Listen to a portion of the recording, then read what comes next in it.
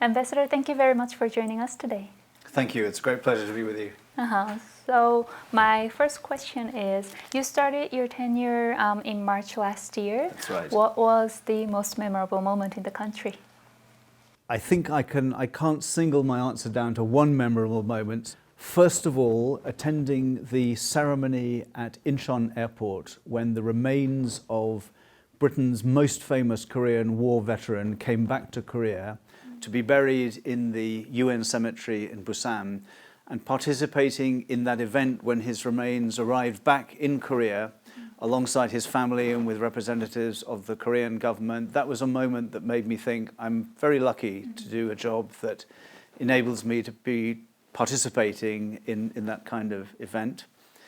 The second thing I would single out as a real experience was a visit to the Haeinsa Temple in the south of the peninsula, and to see the building in which that extraordinary Palman Daejanggung is housed, which is such a unique thing. And again, just thinking there is nothing like this anywhere in the world. And the temple atmosphere is also just beautiful, and that really has stuck in my memory. Now I like to talk about denuclearization of the Korean Peninsula. I know that you visited North Korea as a diplomat, and also you served as a British governor on the board for IAEA. Right. Yes. What do you think it would be the ideal steps toward to denuclearization of the Korean Peninsula? Well, I think an essential element in denuclearization revolves around the question of trust and confidence. And that means we need to be not just talking about denuclearization, but we need to be satisfied that it is happening. And to have trust and confidence in a procedure, again, I think we need to go beyond just talking about it. It needs to be happening, and it needs to be verified and inspected. And that, again, is what my experience working in the IAEA has taught me, that those procedures of inspection and verification and the way in which that objective information on what is actually happening in particular nuclear facilities. So what processes have been stopped, what processes have been permanently stopped, what processes are carrying on. And I think that in the same way, I'm not necessarily suggesting that there is a one-size-fits-all method of inspection or verification, but that somewhere in this issue, the processes of inspection and verification are an essential part of it, so that the international community knows what is going on and it hears from an authoritative expert source to say, this has now stopped, this process has now stopped completely and will not resume, these processes are still continuing, and so that the international community, as I say, gets a very clear picture of what is actually going on. So which area of issues have you been focusing the most since you started your term? Well, we've talked a little bit, obviously, about the North Korea issue, and I think it's very important for our government in the United Kingdom to understand the dynamics of, in many respects, the new opportunities that have opened up there, and the new relationships, the new dimensions of the relationships, both between North and South Korea, but also between the United States and North Korea, the United States and South Korea, and so on. And my embassy obviously plays a part with the analysis that we provide on these issues. It plays a part in ensuring that our government in London has a broad understanding of what's going on there. So that's obviously been one issue that's taken up a lot of my time here. But I think if I were to single out one more issue, which has taken up a great deal of time, obviously it's a lot of the issues connected with the decision by the United Kingdom to leave the European Union, originally to leave the European Union on March this year. And that has a lot of implications. It has a lot of implications for Britain's relationships, not just with the countries of the European Union, but for Britain's important relationships across the globe.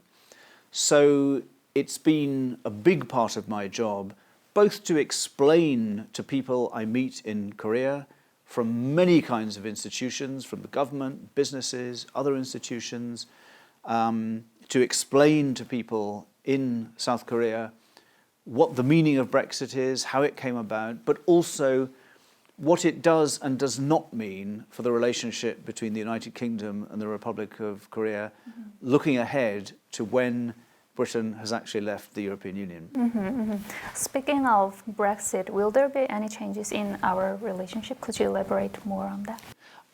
I think a lot of the work that we have been doing on Brexit has been very much concentrated on ensuring that there are no fundamental changes to our relationship as a result of Brexit. I think looking further ahead, it's clearly something which our Prime Minister recognises, that a great many of the commercial and economic opportunities and a lot of the commercial and economic drive of this part of the 21st century is perhaps going to come even more from the Asian region than from the European one. So it means that we need to be working dynamically alongside partners in the Asian region, and we need to be working in particular with countries where there is an immense degree of commercial and economic energy being put into the next phase of economic development and to facing the challenges that the 21st century will bring. We see the Republic of Korea as a really interesting and rewarding partner in facing the economic challenges of the economic, environmental challenges of the 21st century. And so in those respects, as I say, I can see that this is going to be a relationship even more important to us after Brexit than it was up until Brexit. Which area do you think we have the greatest synergy or potential when it comes to our exchanges and cooperation, regardless of the status of Brexit? I think that there are many areas, and if I was to start with the most promising areas of synergy, I think many of them relate to the strategies that our respective governments have on the challenges of the 21st century. And the British government has set out an industrial strategy which identifies what it calls 4 grand challenges. And those are artificial intelligence, the future of mobility, which is essentially how we all get around, transport and so on, the aging society and how we adapt for that, how we provide for it, and clean growth. So how we actually fuel our economies in a way that does not continue to damage the environment and actually to impose upon ourselves in the long term greater economic costs. And those 4 challenges are ones that, as I've continued my work here in Korea, are very close to the sort of challenges that are on the agenda of the Korean government, of Korean businesses, of Korean organizations and people, as they look ahead to see how are we going to provide best for our country's future in the 21st century. So this gives us a very broad range of activity where we take a very similar view, we have very similar targets to reach, we have similar objectives, and it's a very favourable background against which for us to continue our work of bringing Korean and British organisations together and seeing how working together, how certain collaborations, sharing of ideas and initiatives can actually help us both address these challenges of the future. And that very much extends to work in some really sophisticated areas of technology. We've done a lot of work together on mobility, on autonomous and connected vehicles and so on. And I can see a lot of synergy in the way in which technologies are being researched and developed in the UK and what is going on here in Korea, and a lot of opportunities to bring British organizations and people and Korean organizations and people together in that context. You just mentioned our current and future exchanges and cooperations across many fields, and I know that you spare no efforts in encouraging even more exchanges across many fields. And I heard that the embassy recently hosted a seminar about journalism. So let's take a glimpse now.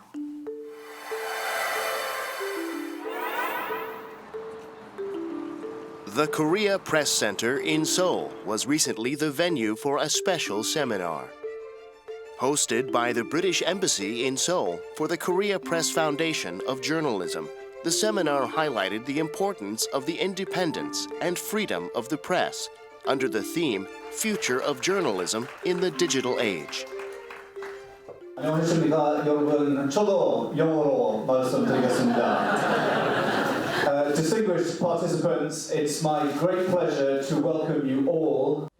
This seminar brought together not only Korean and British journalists, but also other foreign correspondents, journalism academics, the diplomatic corps, and members of civic groups.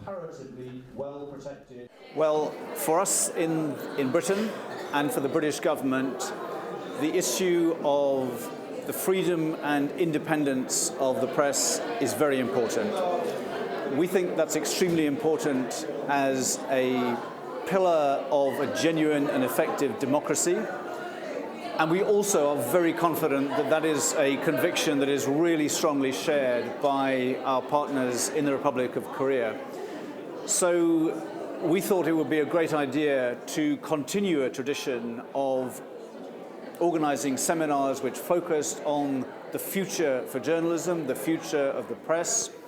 And we thought that the theme this time round, what needs to be done to defend the independence of the media and to defend fundamental media freedoms, we thought that would be a very timely subject for our seminar this year. The first session, Freedom of Expression and Media Independence, was led by Jonathan Monroe, head of news gathering for the BBC, and he highlighted the importance of fact-checking in journalism, as well as accountability. The subjects of today's sessions are both interesting and complex. Later we're going to discuss disinformation and fake news, and there is, of course, plenty to say about that. First, we're focusing in the early part of the afternoon on freedom of expression and media independence, huge and really important areas. I think our future has got to be that we are the main places that people come to find out what's actually happened in the world and what it means. So the credibility of our journalism is ever more important. There are more and more sources out there of information, and I use the word information, not news. News is factually correct, information is not necessarily. And we must be, in organisations that have the trust of our audiences, we must be the places that people come to when they want to know that what they're seeing and reading and listening to is correct, it's accurate, it's fair, it's been checked.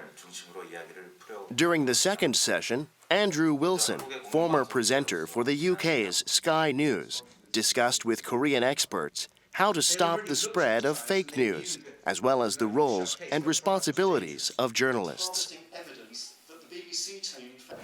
We're talking here in a much more academic, kind of analytical way about fact-checking than perhaps we're used to in the UK. Accuracy in journalism is something that's quite cultural and instinctive in the way we do our jobs. My main message is simple, is that we need to be good journalists in the traditional sense. We need to listen to what people have to tell us. We need to tell their stories honestly. We need to seek out information in places where perhaps other people can't be bothered to seek out information, and we shouldn't follow the pack, follow the general trend of all the other journalistic companies. We should seek out our own stories, the ones that we think are important, and do them properly. 변화 속에서 지켜가야 될 가치가 무엇이고 그런 그 속에서 어떻게 변화해야 되는지 하는 점을 알 수 있는 점에서 이번 세미나가 큰 의미가 있었던 것 같습니다. After the seminar, Ambassador Smith invited the guests and participants to his residence.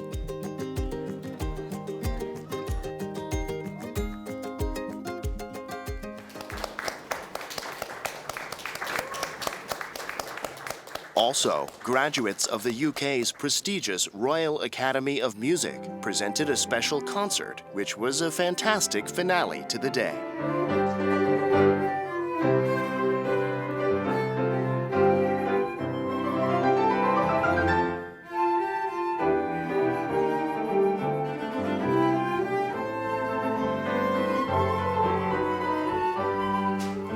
I really hope that participation in today's event will help people think more deeply about these things, think about how the press actually reaches readers, consumers of news, thinks about how the media puts across its messages to those people, and thinks about how it ensures that the confidence in the media as a transmitter of information and news and fact, and the role of the media in deepening people's understanding about issues, that people think about ways in which, in the modern world, the media can do all that. Freedom of the press is a major pillar of democracy. We hope the seminar sparks a new positive move in the global media for the sake of freedom, justice, and democracy.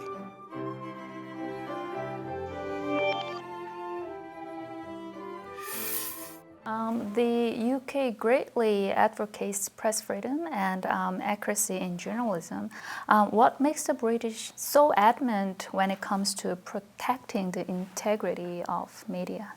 Well, I think this, in many respects, comes back to our conviction, as I was saying before, that we really have a responsibility to continue to play an effective and influential and helpful international role. We also know there are other essential components of democracy, one of which is our news media, which can hold governments to account, which can challenge the decisions of authority, and which can supply objective and transparent and understandable information to readers, to consumers, and to people in all democracies who, through their consumption of a free media, can understand what it is their governments are doing and can form well-informed decisions on whether that is satisfactory or whether the governments need to do better. So for all those reasons,